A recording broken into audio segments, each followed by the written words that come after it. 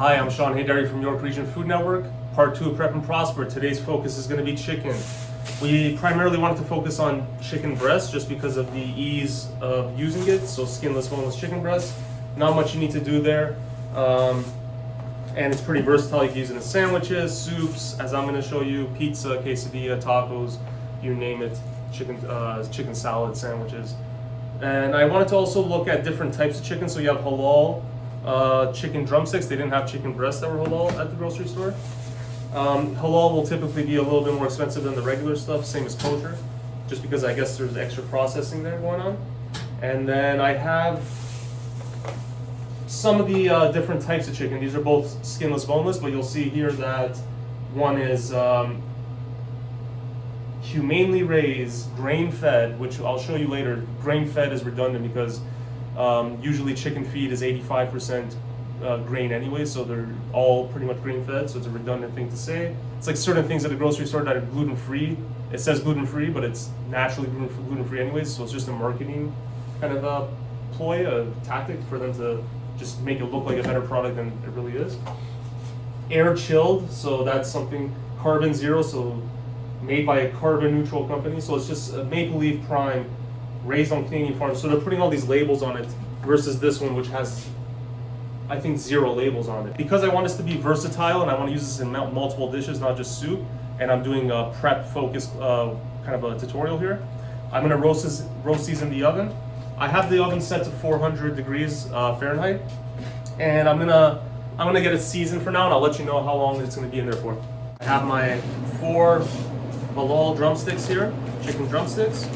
And I was just looking for some seasoning, and usually I like to put paprika, maybe smoked paprika even, but whatever. Garlic powder or granulated garlic, black pepper, and salt, and thyme. I use it sometimes. And basically, I couldn't find the paprika, so I'm gonna go everything I just mentioned except the paprika, so salt, pepper, garlic powder, and thyme a little bit. And I think especially in the soup, I'll add a little bit more seasoning as well, like a little bit of thyme. And really, I think it aromatizes the soup, I guess we could say. And you can rub oil into your, like, canola oil, vegetable oil, into your chicken to let the seasoning kind of stick to it if you want. I prefer to avoid oil if I can. I'm a less is more type of person. I've mentioned that in other videos. If I can avoid using sugar, or if I can avoid using oil, then I absolutely will. And in this case, I find because there's the skin on and it's fat, I just want to make sure the skin is nicely rendered, like a golden brown kind of crispy skin. I like my skin kind of extra crispy.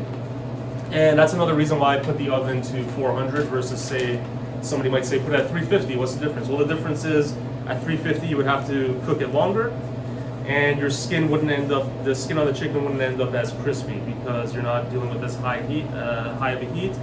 And when you cook on higher heats, you're more likely to get that sear on the outside and lock in more of the moisture and the juices of the meat. So I prefer higher heat for all those reasons. I like to give my reasons why. So it cooks faster, gives you a better color on the outside, and sears the outside and locks in the juices, so you end up with a juicier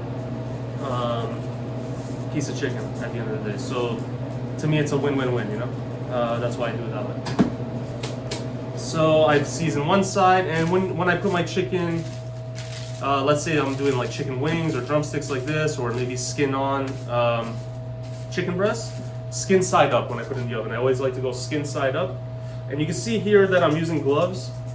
Reason being is that when you're handling raw meat, but particularly raw chicken, but any raw meat, you want to make sure that you're keeping your station tidy afterwards, you're sanitizing it, you're not splish splashing. Some people wash their chicken. I don't like to wash the chicken in the sink because all that raw meat residue and bacteria is going to splash everywhere and end up in your sink area, on your hands, so on and so forth. So right now I'm wearing rubber gloves, and I will dispose of these, vinyl gloves. I will dispose of them after I'm done handling the raw meat, once I pop this in the oven.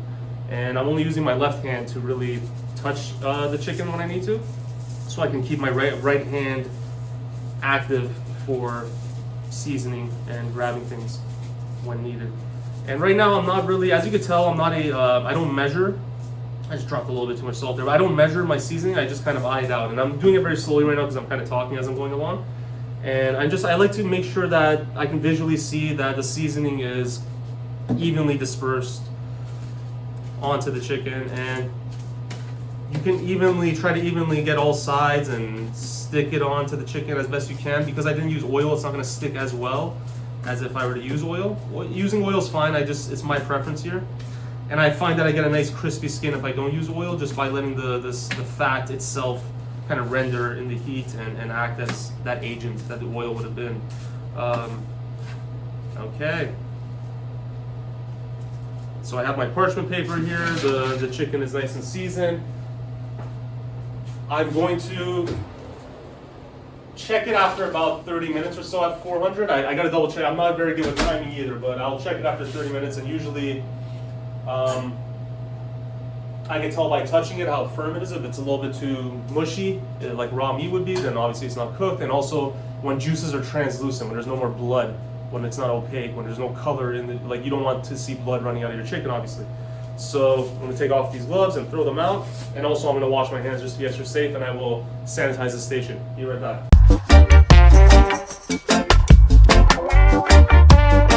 Okay, now that the chicken's in the oven, I've set my timer, about 30 minutes. I'm going to check on it, 400 degrees. And these are drumsticks, so anything with bone in the meat is going to take longer to cook because there's bone in there. And bone also means it's more forgiving in a sense of you can overcook it without it drying out, whereas chicken breast you have to be extra careful. It can dry out pretty easily. The bone releases or holds in more moisture in the meat, excuse me. So now while that's cooking, I'm going to start prepping for my soup and get a pot going for the soup. Like I said, this is cooking a little bit differently, a different style than if you were to just dedicate your time to making a soup. I want to focus here on the fact that I'm doing all this to show you that you want to batch cook. So if I had that whole flat of chicken, I didn't use all of the chicken because it's for my workshop, but if I were cooking it at home, then what I would do is I would cook all that chicken at once. You could freeze some of it once it's cooked or even raw, but if you're cooking it, you might as well, because you're going to wash the same amount of dishes, so you use more or less the same amount of time and energy to make that amount of food.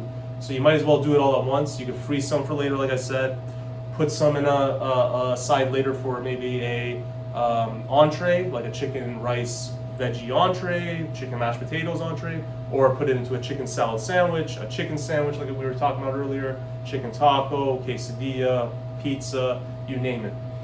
And then, or you can make the soup. So I'm going to start with making a base for the soup, which we call it the mirepoix, which is the onions, carrots, and celery. So that's the trifecta for starting any base of a soup.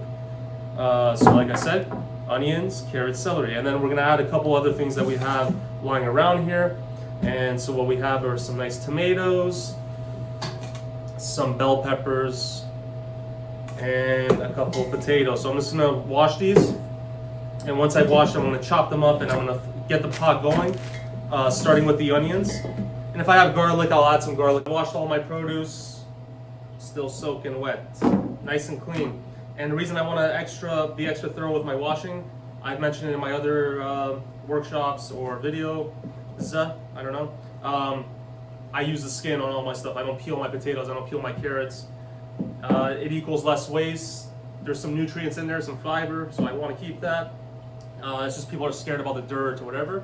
If it's really dirty, I'll wash it. If there's something like this on a potato, I'm definitely cutting it off. I'm not going to include that. I don't like it one bit, so I'll take it out.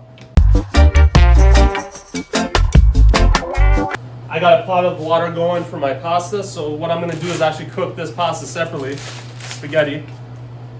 And when you've cooked your noodles, you can freeze them for up to 3 months as long as you let it cool down. Obviously drain it, cool it down, and then you can put it into a container or even a bag, like a Ziploc bag, freezer bag. And as long as you oil it, either oiling the water, which is what I like to do just to make things a little bit simpler, or you can toss in a little bit of oil. When I say oil, I mean like vegetable oil or canola oil, not olive oil, because that will solidify in the fridge. You just want to get that oil on the evenly coated so that the noodles don't stick together when it sits in the fridge or the freezer. So the reason I want to cook this separately is because I can use it for pasta later, and I could also add some in for my soup here. Or you can make like a stir fry, like Asian inspired stir fry with the same spaghetti, right? To make a few different types of dishes with this one task right here of cooking these noodles. So that's what we're trying to focus on here. I will repeat it again. Everything we're doing here is going to be able to be used in multiple expressions, multiple styles. So we're not getting bored of eating the same thing. Okay. So knife safety, I've shown a video before, and I will include the description, or in the description, the knife skills 101. Index here, thumb here, hold it nice and firmly. Other hand is going to form the claw. Thumb and pinky will hold whatever you're cutting and always be behind the three main fingers here. And your knuckles will help guide the blade. And so I'm going to chop these up, not too fine or anything. It's going to be a soup, so you can kind of make it like a chunky soup. As long as you're being relatively consistent with all your sizes, like the carrots, the celery, the potatoes. I just want to make sure everything is, whether based off width, like how I'm cutting it, or timing of when I'm putting it into the dish, I just want to make sure that it all cooks pretty consistently. And you want to look at density of the object as well. So carrots are pretty dense, and they take a while to cook. You can see here that I'm kind of practicing as I preach. So just basically trying to make sure all the sizes are consistent. That's why I've split these down the middle, just to make sure as I'm chopping the celery again, near the end, I guess I call it the bell end or the base end of the celery gets a little bit wider, bigger, so I'll do what I just did, and I'll cut it in half, so that way more consistent cuts.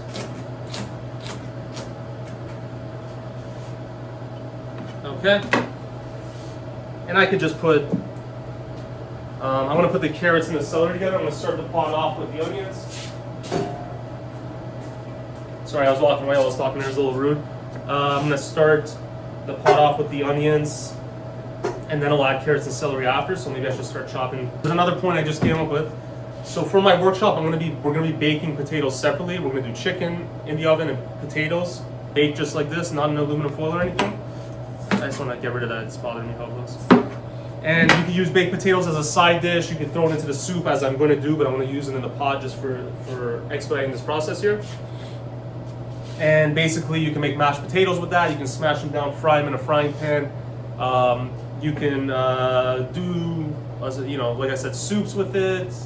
Off the top, potato salad. You can do numerous things with these baked potatoes, and you can freeze them for a few months, as long as you wrap them up individually or however you want to do that. Sorry, see, as I'm talking, I'm just doing random things here. I still need more coffee. I have to say that again and again. So, onions. Honestly, because it's a soup and I'm kind of freestyling it here, normally I might dice it, but right now I just feel like kind of expediting the process, just going a little bit faster because I am running a little bit low on time. So I'm going to start speeding things up a little bit here. And I'm going to julienne these onions. I've shown, I think it's my favorite thing to cut and favorite style of cutting, julienne onions, because I get to go really fast with it. Dicing is going to take a little bit longer. That's why I'm doing this right now.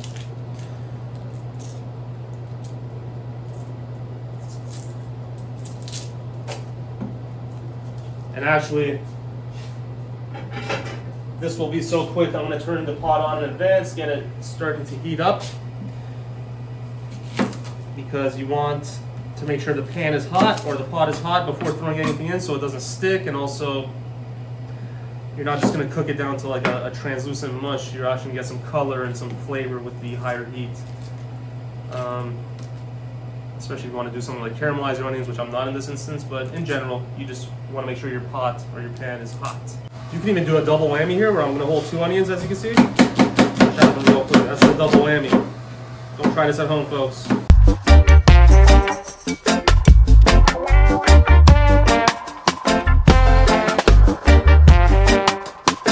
And if onions make you cry, that's okay. Cry. I usually cry when I get home. A little bit of oil. I'm gonna put a little bit of oil in there to get her started. That's vegetable oil. For folks who are wondering what kind of oil I'm using. Vegetable oil, which whatever you have, as long as you can use olive oil, just make sure that you're not going too high of a heat because you don't want to scorch the oil, because it takes away its healthy properties, changes the flavor, denatures it. So you want to avoid using olive oil on high heats, but you can use your fancy oils if you have them, like avocado oil. But in this case, we're using vegetable oil. You can use corn oil, canola oil, whatever you desire or whatever you have. Just make sure you know how to use any oil you are using. I'd even use ghee. Ghee is just a clarified butter. I'm cooking on a pretty high heat here, so I do have to watch it. And my onions, I didn't even intend to caramelize them, but they're already getting some color on them, which is fine. I'll lower the heat a bit. And then I'm gonna add my, like I said, I don't peel my carrots. I'm just gonna cut off both ends here. And I'm basically gonna just do what I like to call pulling, just cut them up.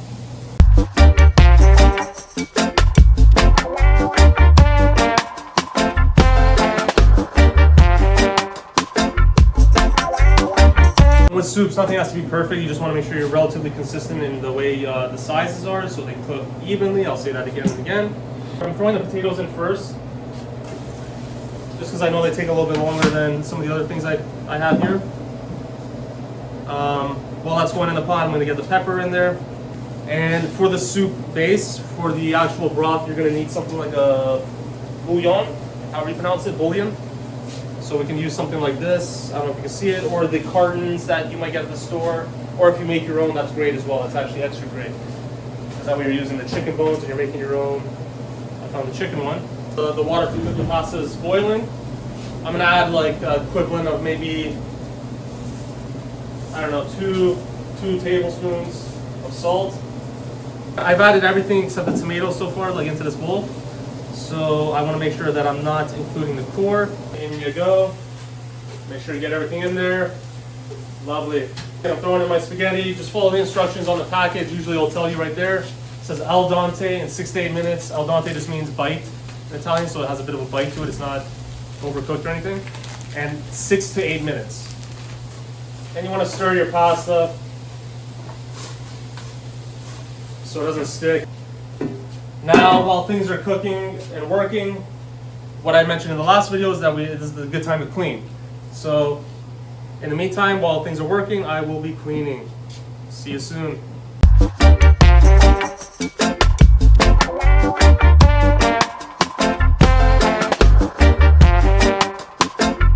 I like to put, I'm doing it a little late now, but a little bit of oil in there so the pasta doesn't stick together.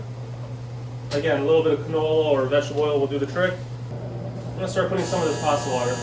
And there's my timer, magically, for the chicken.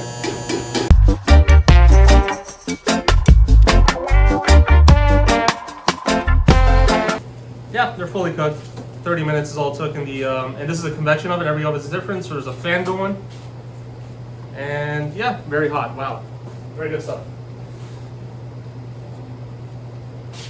So this chicken, once it's cooled down, you can store it in an airtight container, put it in the fridge. It'll last about 3 to 4 days. Again, make sure it's cooled down fully, because if it's hot, it'll sweat. The container will create that moisture, sweat, which is conducive to bacterial growth and mold growth. So you want to be careful with that.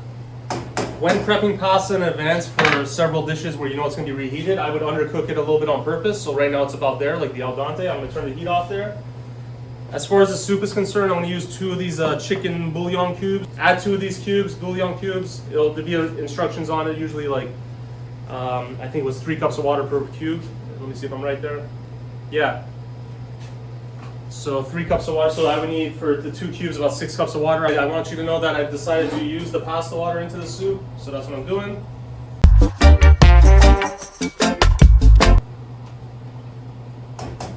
This soup is boiling, all the things that are in there, the vegetables are good to go.